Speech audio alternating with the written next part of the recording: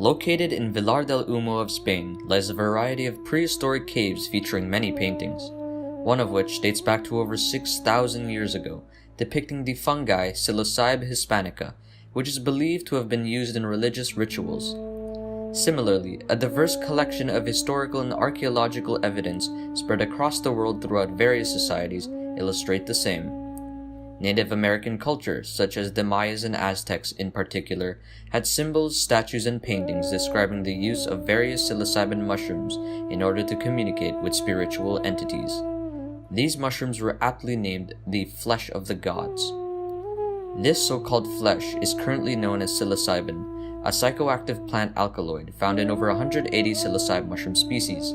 It is typically used as a psychedelic, which is a hallucinogen, or a drug that induces altered perception and thought, usually with higher sensory input that reduces conscious control of the mind.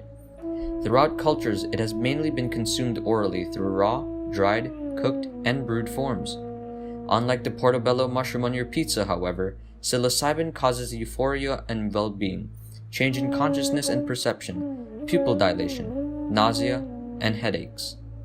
These combination of effects is associated with quote-unquote good and bad trips, one of which is described as unpleasantly intense hallucination with anxiety, paranoia, and panic. Conversely, it may evoke profound epiphanies, meaningful understanding of self and situation, and the transcendence of ego. Centuries later, psilocybin and other psychedelics were introduced to Western society.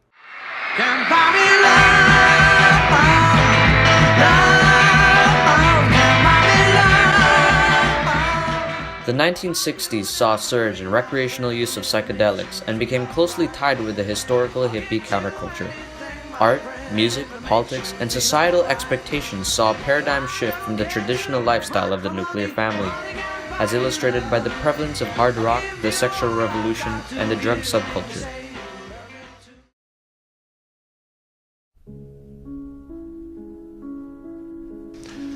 America's public enemy number one in the United States is drug abuse. In order to fight and defeat this enemy, it is necessary to wage a new all-out offensive. Characterized as cultural radicalism, the Nixon administration saw psychedelics as a gateway to civil disobedience and moral panic, passing the 1970 Controlled Substance Act as a result, which classified psilocybin as a Schedule I drug, claiming that it possessed easy abuse potential and no medical purpose.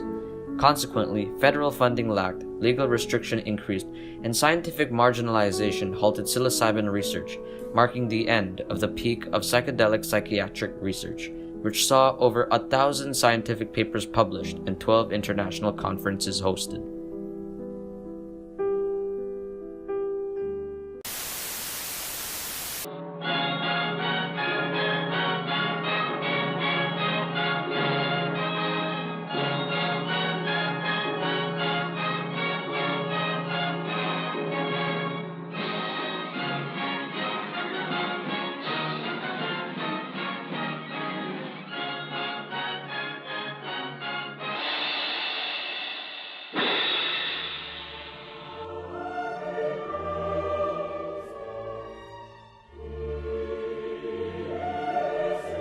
Throughout history and especially in contemporary society, mental disorders have become apparent and many develop them throughout their lives.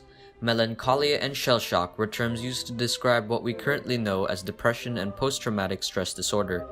These mental illnesses result in prolonged feelings of sadness, sleep disturbances, negative perception on self and others, and may even lead to suicide.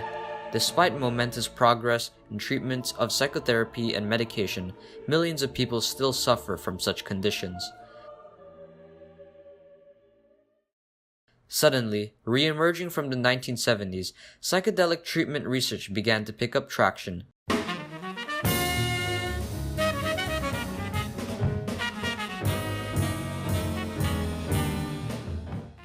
Contrary to its Schedule I classification, new research into psilocybin provides evidence that it is not chemically addicting and that it shows notable medical promise.